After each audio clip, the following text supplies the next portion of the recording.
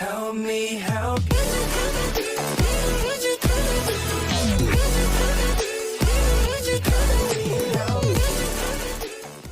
Hello everybody and welcome to my YouTube channel for another review.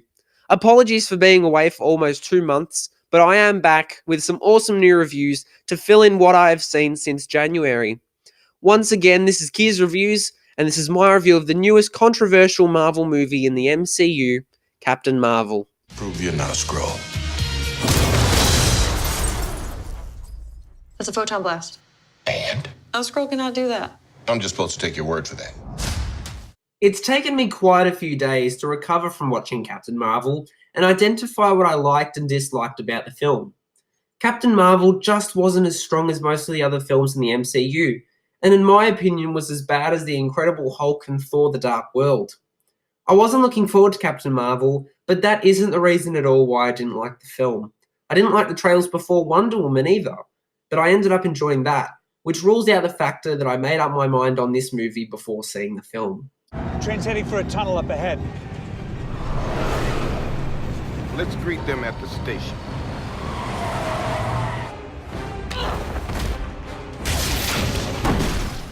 Much like DC's Wonder Woman film in 2017 that tackled the concept of feminism really well and represented female power in a superhero, Marvel attempted the same concept with Captain Marvel, and it flopped terribly.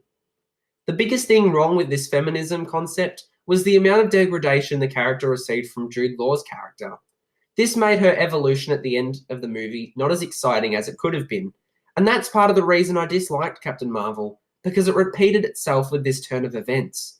Captain Marvel tries to do something powerful and independent. In comes Yon-Rogg with a disbelieving attitude, which became quite annoying actually. Where were you born? Huntsville, Alabama, but technically I don't remember that part. Name of your first pet. Mr. Snoofers. Mr. Snoofers. That's what I said.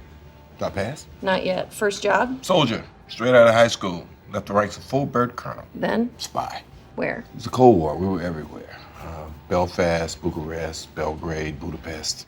Because the movie focused almost entirely on Captain Marvel's arrival on Earth for the first time, it didn't focus enough on her original persona as Carol Danvers, which didn't set up an understanding for the power of what she became. Avoiding spoilers completely, we didn't see her ultimately suit up and fight until the 10 minutes, which was ridiculous, and made me feel that by the end of the movie, I wasn't convinced that she was the powerful female superhero she's supposed to be, like in the comics, making this a total flop of creating/developing a character. You guys wouldn't happen to know how these things come off, would you? No? Fine.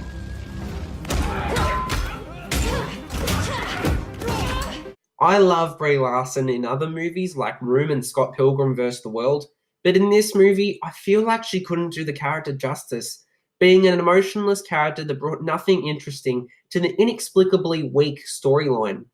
However, the worst thing brought to the table for this film was just the pathetic use of visual effects and CGI.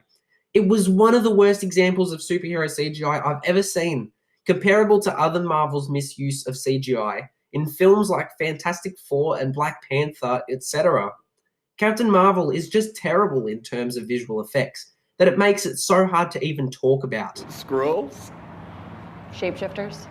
They can transform into any life form down to the DNA. Oh boy, you guys don't have any clue, do you? Whoa, hold on.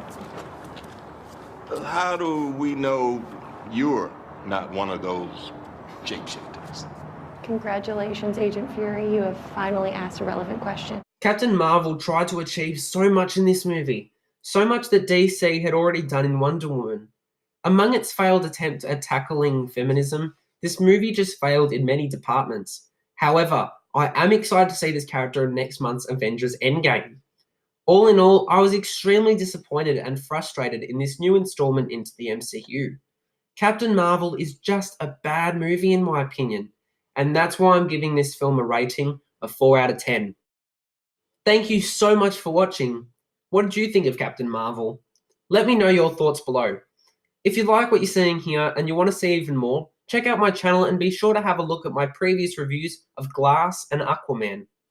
As always, be sure to follow and subscribe to my YouTube channel, and be sure to follow my newly made Instagram account @KeysReviews. This has been Keys Reviews, signing off for now.